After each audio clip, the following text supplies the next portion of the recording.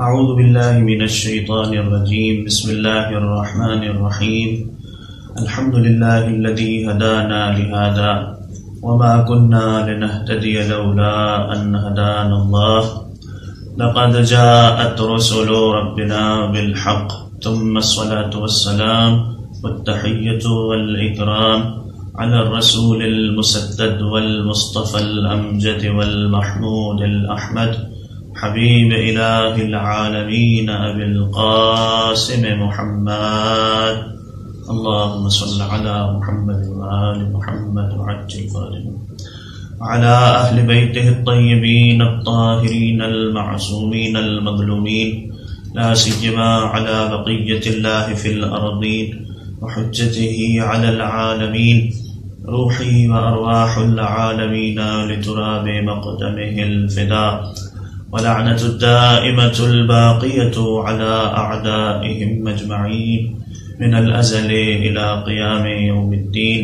أما بعد فقد قال الله تبارك وتعالى في محكم كتابه الحكيم والفرقانه المجيد وقوله الحق بسم الله الرحمن الرحيم يريدون ليطفئوا نور الله بأفواههم والله متم نوره ولو كره الكافرون صدق الله العلي العظيم۔ سورہ مبارکہ صف کی آیت نمبر 8 میں نے آپ کے سامنے تلاوت کی۔ پروردگار متعال ان آیات میں ارشاد فرما رہا ہے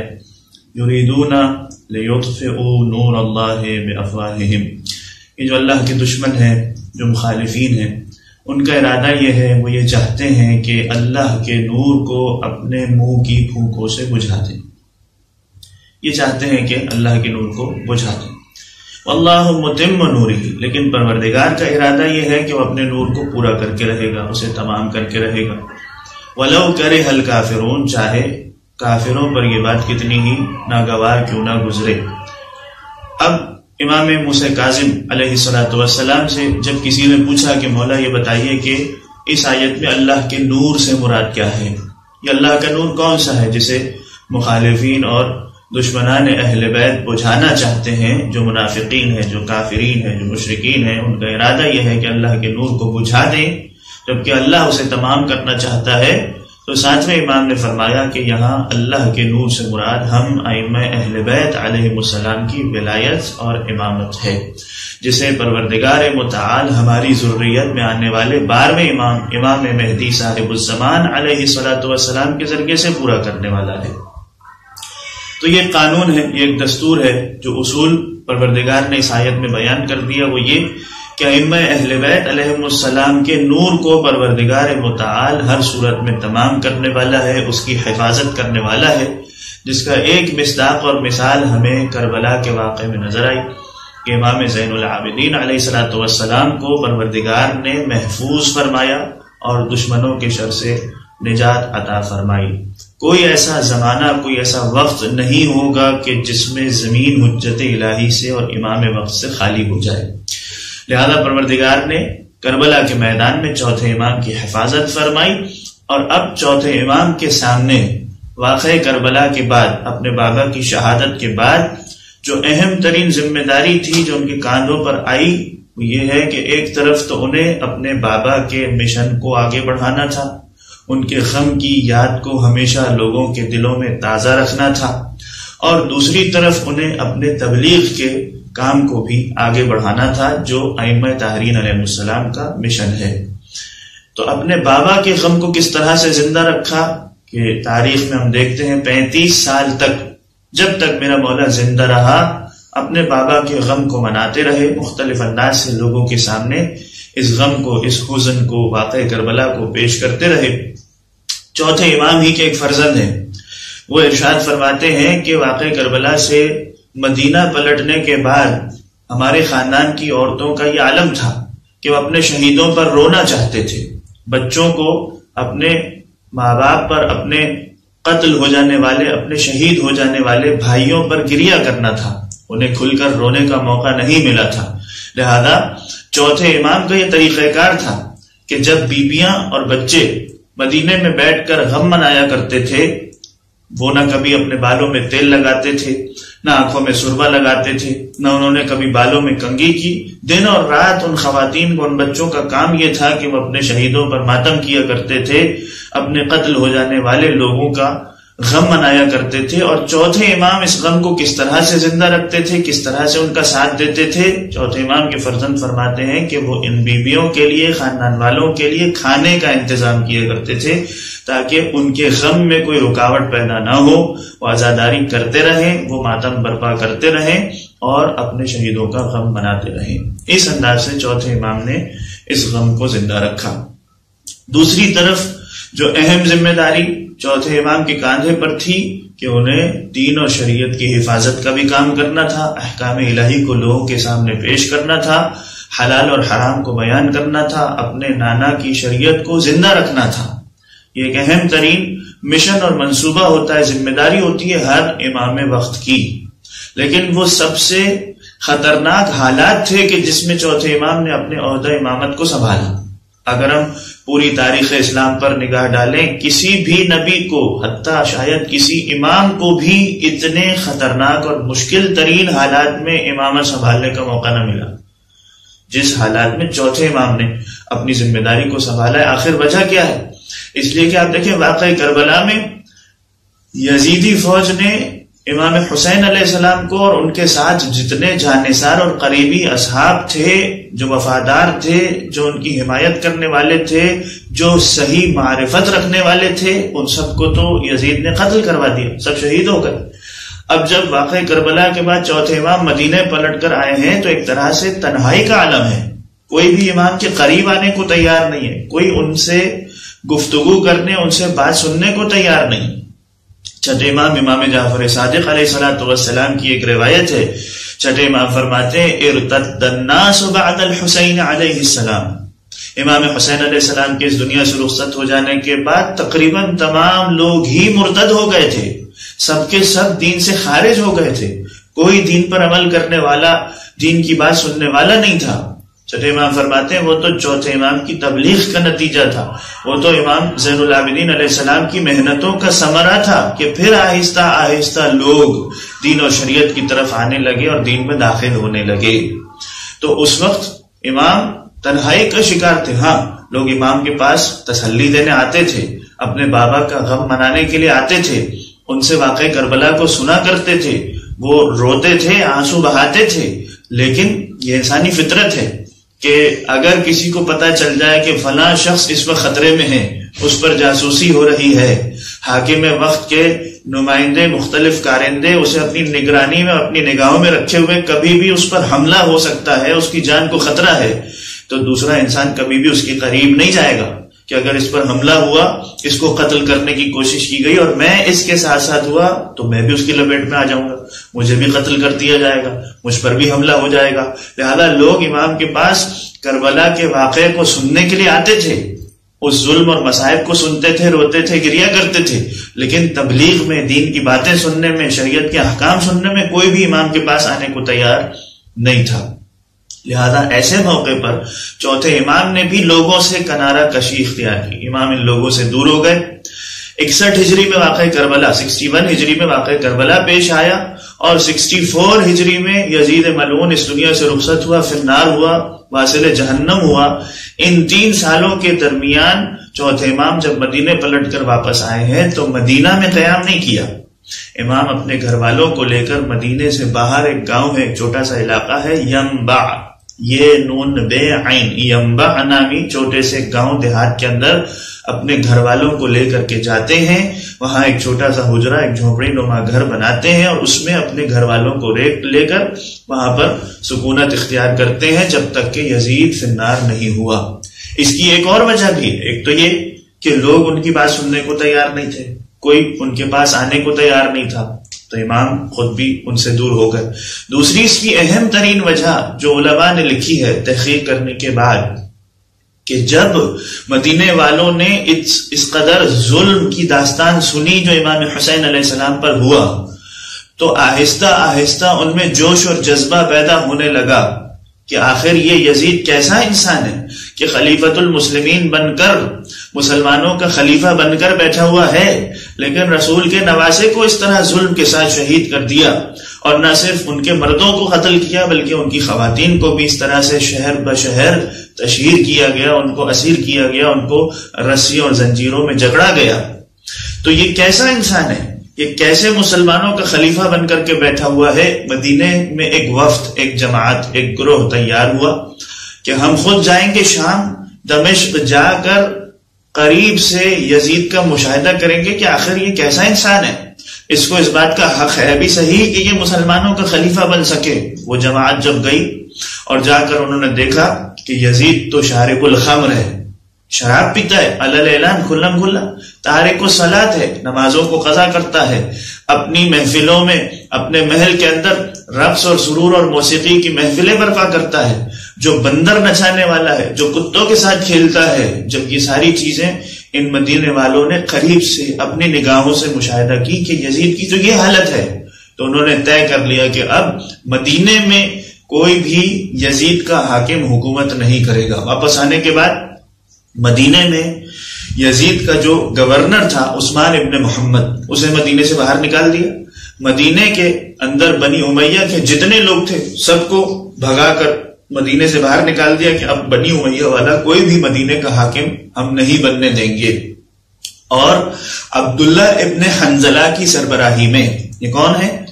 حنزلہ کے بیٹے۔ حنزلہ وہ ہے کہ جسے غسیل الملائکہ کا لقب خود اللہ کے رسول نے دیا تھا۔ جب ان کی شہادت ہوئی تو اللہ کے رسول نے بیان کیا تھا کہ ملائکہ نے آ کر ان کو غسل دے دیا ہے، انہیں اب الگ سے غسل دینے کی ضرورت نہیں ہے، جن کا مقام اتنا بلند تھا۔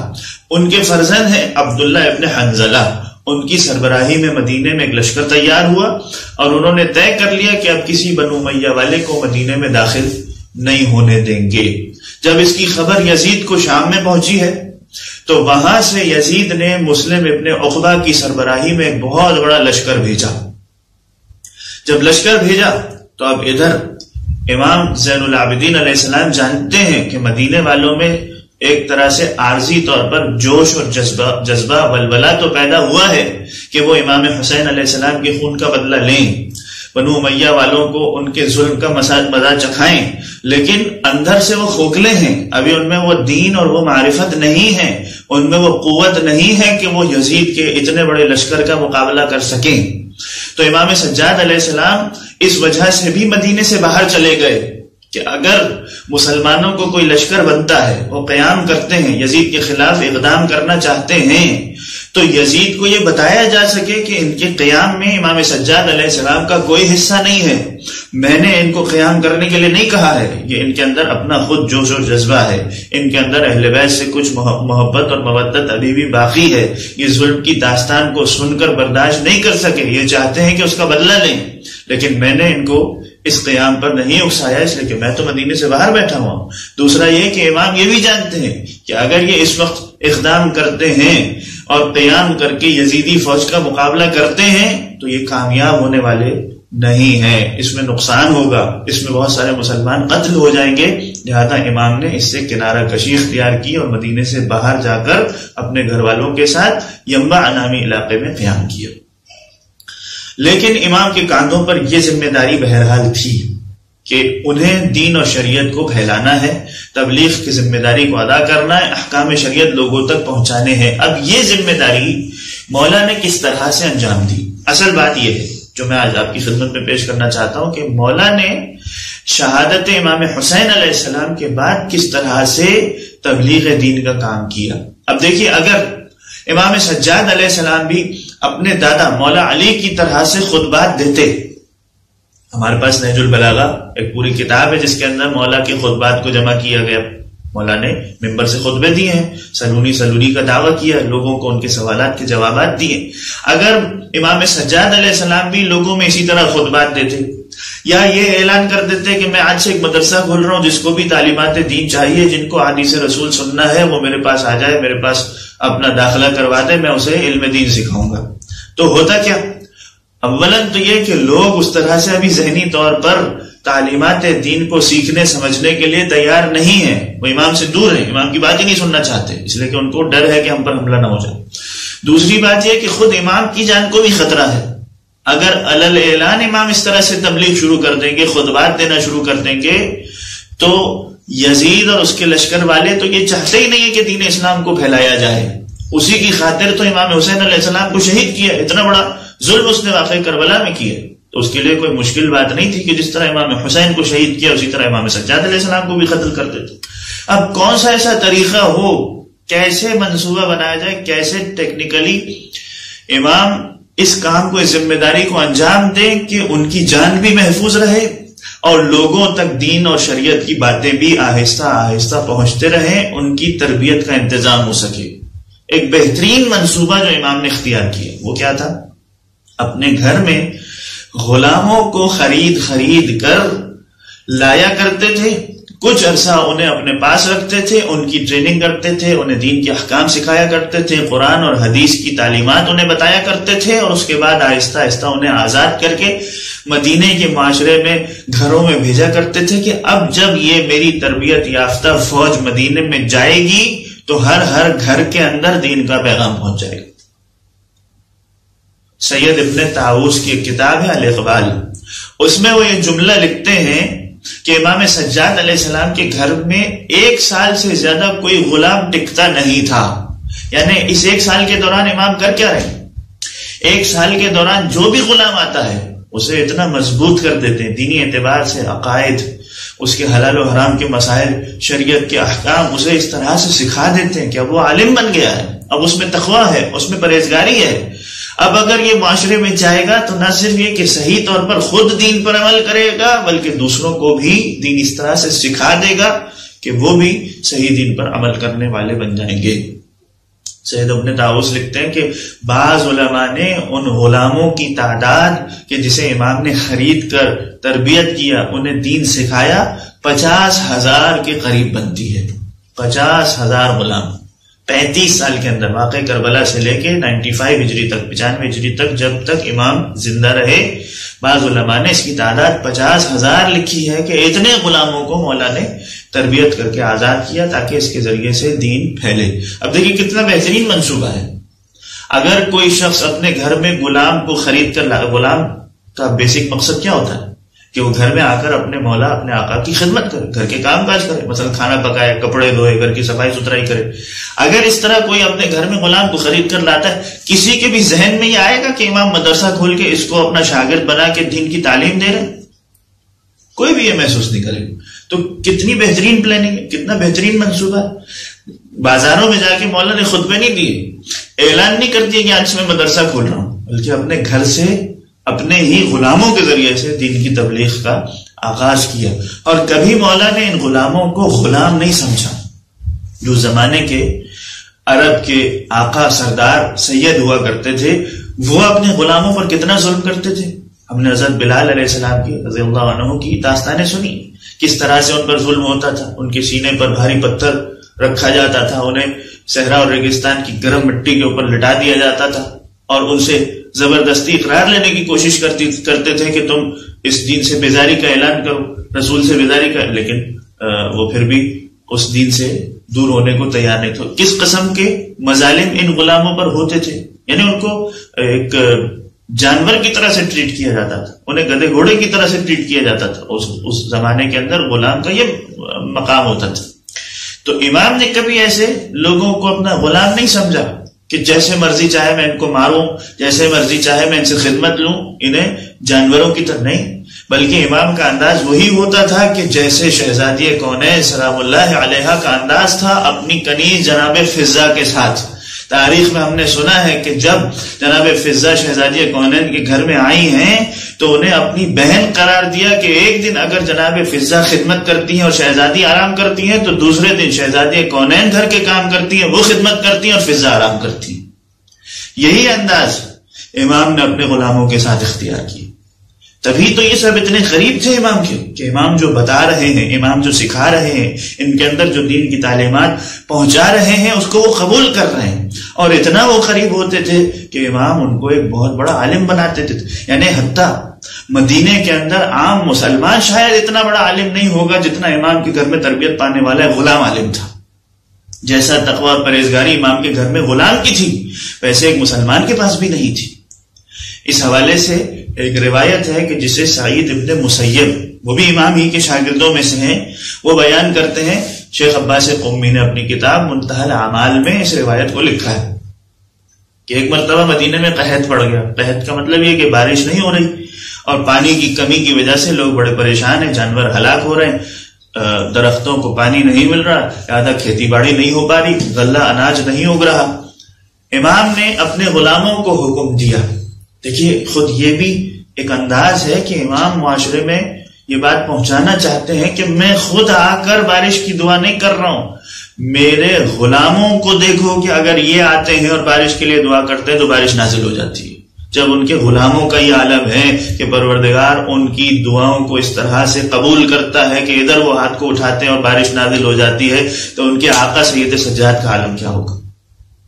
غلاموں کو بھیجا، کچھ غلام گئے صحرا میں جا کر دعا مانگی لیکن بارش نہیں ہوئی۔ سعید ابن مسیب کہتا ہے لیکن ایک غلام جو حبشی تھا، سیاہ فام تھا، اس کو میں نے دیکھا کہ وہ پہاڑ کی چوٹی پر کھڑا ہو گیا اور ایک مرتبہ ہاتھوں کو اس طرح آسمان کی طرف بلند کیا، اپنے منہ سے کچھ دعا کے الفاظ پڑھے اور جیسے ہی اس نے ادھر دعا مانگی اور ادھر سے بارش نازل ہونا شروع ہو گئی۔ اتنی موسلادھار بارش ہوئی کہ ہمیں خوف ہو گیا کہ کہیں ہم پانی میں غرق نہ ہو جائیں۔ اس منظر کو جب میں نے دیکھا تو میں سمجھ گیا کہ یہ کوئی خاص قسم کا غلام ہے کہ جس کی دعا میں اتنا اثر ہے۔ ادھر اس نے دعا کی اور آسمان سے بارش نازل ہو گئی۔ میں اس کے تعاقب میں گیا، اس کے پیچھے پیچھے چلا کہ یہ جاتا کہاں، یہ ہے کون شخص۔ جب میں اس کے پیچھے پیچھے چلا تو میں نے دیکھا کہ وہ آہستہ آہستہ چلتے ہوئے اس گھر میں داخل ہوا جو مدینے میں امام سجاد علیہ السلام کا گھر تھا۔ میں سمجھ گیا کہ یہ چوتھے امام کا غلام۔ میں آیا امام کے پاس اور کہا مولا میں آپ کے غلاموں میں سے غلام کو خریدنا چاہتا ہوں۔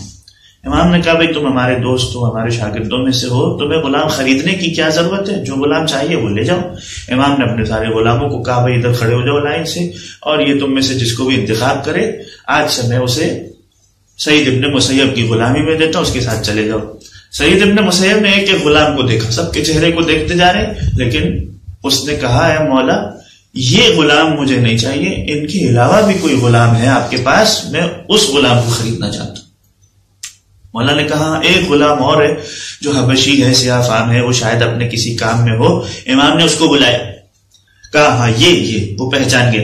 یہ وہ غلام ہے کہ جس کو میں نے پہاڑ کی چوٹی پر دیکھا تھا، جب دعا کی تھی تو فوراً اس کی دعا قبول ہو۔ مولا سے کہا مولا اس غلام کو میں خرید۔ مولا نے کہا نہیں ایسے ہی لے جاؤ، اور اس غلام کی طرف دیکھ کر چوتھے امام نے کہا کہ آج سے میں تمہیں اس کی غلامی میں دیتا ہوں، یہ تمہیں اپنے پاس رکھنا چاہتا ہے۔ اب آپ دیکھیے یہاں وہ ہمیں تقوی نظر آ رہا ہے، وہ تربیت جو چوتھے امام نے اپنے غلاموں کی ہے۔ روایت کہتی ہے کہ جیسے ہی اس سیاہ فام غلام کو پتا چلا کہ میں اب چوتھے امام کی غلامی سے نکل کر سعید ابن مسیب کی غلامی میں جا رہا ہوں،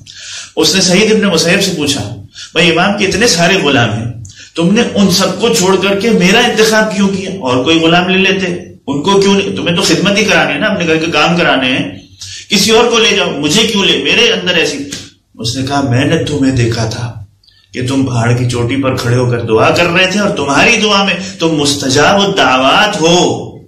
تمہاری دعا میں اتنا اثر ہے فوراً بارش ہو جاتی ہے، اس لیے میں تمہیں اپنے ساتھ لے جاؤں۔ اب جیسے ہی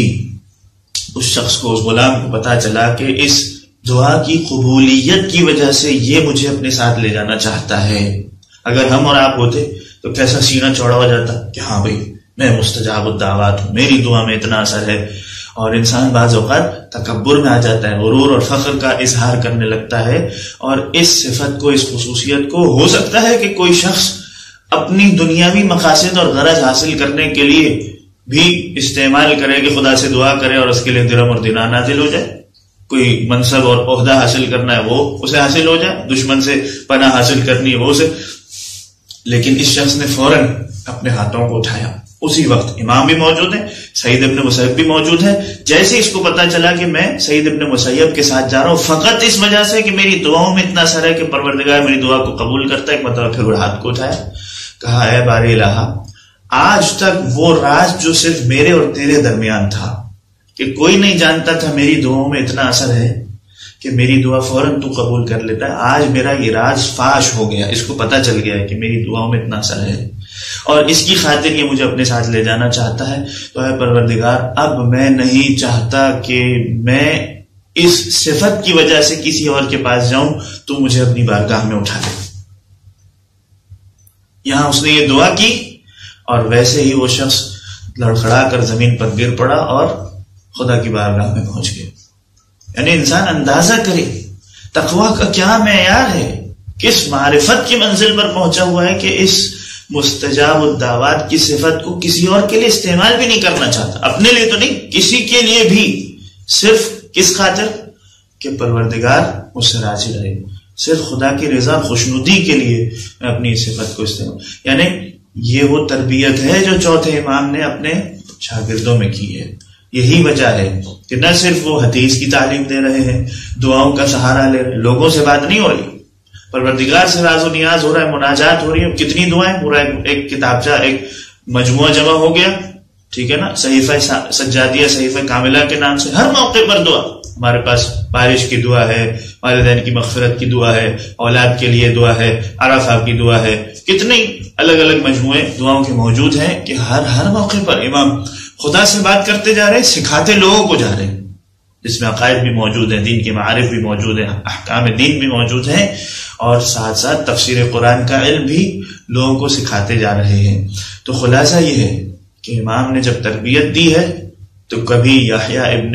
ام طویل جیسے صحابی ہمارے سامنے آئے, کبھی سعید ابن مسیب جیسا صحابی بن کر باہر نکلا, کبھی ابو حمزہ صومالی جیسا کہ جسے امام نے اتنی طولانی دعا تعلیم دے دی جو ماہ رمضان میں سحر کے وقت میں پڑھی جاتی ہے. اگر انسان صرف اس دعا کو پڑھے تو انسان ہل کے رہ جاتا. کیسے کیسے مطالب امام نے ایسے شخص کو, اپنے شاگرد کو عطا فرمایا اس دعا کے اندر. ابو خالد کابلی کہ جس کی امام نے تربیت کی اور اس کے بعد پھر وہ اپنے شہر واپس جاتا ہے, یہ سارے طالب علم ہیں, یہ سارے وہ شاگرد ہیں کہ جن کی تربیت امام نے کی ہے اور اس کے ذریعے سے واقع کربلا کے بعد دین کو زندہ کیا ہے. بس ایک آخری بات کہوں کہ 5ویں اور 6ٹھے امام کو جس طرح سے دین پہنچانے کا موقع ملا کہ 6ٹھے امام جب اپنے شاگردوں کے درمیان بیٹھتے تھے اور انہیں درس دیتے تھے تو ایک وقت میں 4000 طالب علم اور شاگرد ان کے ساتھ موجود ہوتے تھے. یہ موقع کس نے فراہم کیا, یہ زمینہ کس نے بنا کر کے دیا, یہ بیس کس نے بنا کر کے دی کہ پھر آگے اتنے سارے شاگرد ہوں کہ امام کو تبلیغ کرنا آسان ہو جائے؟ یہ موقع چوتھے امام نے فراہم کی, امام نے بنیاد ڈالی. اگر چوتھے امام کی زحمتیں نہ ہوتی تو آگے 5ویں اور 6ٹھے امام یہ کام آرام سے نہیں کر سکتے تھے. بس عزیزوں, چوتھے امام اپنے اس مشن میں آگے بڑھتے رہے, جبکہ تقیہ کا دور ہے, اپنی جان کی بھی حفاظت کرنی ہے, اپنے آپ کو بھی بچانا ہے. عبد الملک ابن مروان کا جب دور آیا, حکم دیا کہ چوتھے امام کو گرفتار کر کے شام بھیجا جائے. ایک مرتبہ پھر امام کے گلے میں توق ڈالا گیا, ہاتھوں میں زنجیریں پہنائی گئی, پیروں میں بیڑیاں ڈالی گئی, اور اس حالت میں پھر ایک مرتبہ چوتھے امام کو مدینے سے شام کی طرف لے جایا جا رہا ہے. زہری کہتا ہے میں امام سے ملنے کے لیے آیا اور اس حالت کو دیکھا تو رونے لگا. کہا مولا میرا جی چاہتا ہے کاش یہ ہتھکڑیاں اور بیڑیاں آپ کے ہاتھوں اور پیروں میں نہ ہوتی, ہم اس زنجیروں کو, ان ہتھکڑیوں اور بیڑیوں کو پہن لیتے اور آپ اس مشکل سے, اس تکلیف سے آزاد ہو جاتے. مولا نے کہا کیا تم سمجھتے ہو یہ بیڑیاں, یہ زنجیریں ہمیں اذیت دیتی ہیں, ان سے ہمیں کوئی تکلیف ہوتی ہے؟ ہمیں پروردگار نے اتنا اختیار دیا ہے, اتنا تصرف دیا ہے کہ اسے اپنے آپ سے دور کرنا چاہیں تو دور کر سکتے ہیں. اور اب زہری کہتا ہے جیسے ہی چوتھے امام نے یہ جملہ کہا تو میں نے دیکھا کہ وہ بیڑیاں, وہ ہتھکڑیاں, وہ زنجیریں جو امام کے جسم پر تھی امام سے جدا ہو گئی, امام اس سے آزاد ہو گئے, اور امام کو اب اس سے کوئی تکلیف نہیں ہو رہی تھی. یہ امام کا تصرف ہے, یہ امام کا اختیار ہے, یہ وہ اذن ہے جو پروردگار نے اپنی حجتوں کو عطا فرمایا ہے. اگر یہ اذن اور اختیار میرے چوتھے مولا کو واقع کربلا میں مل جاتا تو میرے مولا وہ منظر نہ دیکھتے کہ اپنے بابا کے جنازے سے رخصت ہو رہے ہیں اور دیکھ رہے ہیں کہ تپتی ہوئی صحرا کی زمین پر بابا کا جنازہ بے گور و کفن کے پڑا ہے. عجیب حالت ہے, چہرے کا رنگ بدلتا جا رہا ہے, جسم پر لرزہ طاری ہے, زینب نے دیکھا کہ میرے بھتیجے کی عجیب حالت ہے، کہا اے بیٹا سید سجاد آخر یہ تیرا کیا عالم ہے، کہیں ایسا نہ ہو کہ ابھی روح پرواز کر جائے۔ حسین کی وصیت یاد آئی، کہا اے بھوپی اماں اس جوان کی کیا حالت ہو کہ جس کے بابا کا جنازہ اس طرح سے بے گور و کفن کے تپتی ہوئی زمین پر پڑا ہو، جس کے بھائیوں کو اس طرح سے ذبح کر دیا گیا ہو کہ خاک اور خون میں غلطہ ہو۔ سید سجاد کو اس بات کا بڑا غم تھا کہ میں اپنے ہاتھوں سے اپنے بابا کو دفنا نہ سکا۔ ہاں 3 روز بعد مولا اعجاز امامت سے آئے تھے، اپنے بابا کو دفنا دیا تھا، لیکن ایک اور بڑا غم تھا کہ جو چوتھے امام کو تھا کہ جب بھی ان سے سوال کیا جاتا تھا کہ سب سے بڑی مصیبت کہاں پڑی تو کہا کرتے تھے الشام الشام الشام۔ شام میں کیا مصیبت تھی؟ شام میں یہ مصیبت تھی کہ اپنی نگاہوں سے ہر غیرت مند امام یہ منظر دیکھ رہا تھا کہ میری پھوپھیوں کو، میری ماؤں بہنوں کو بے مخنا اور چادر کس طرح سے پھرایا جا رہا، کہ اعلان کرنے والا اعلان کر رہا، رسول کی نوازیوں کا تماشا دیکھو، علی اور فاطمہ کی بیٹیوں کا تماشا دیکھو۔ الا لعنت اللہ علی القوم الظالمین وسيعلم الذين ظلموا آل محمد ایام قلبی ينقلبون ربنا تقبل منا انك انت السميع العليم برحمتك يا ارحم الراحمين۔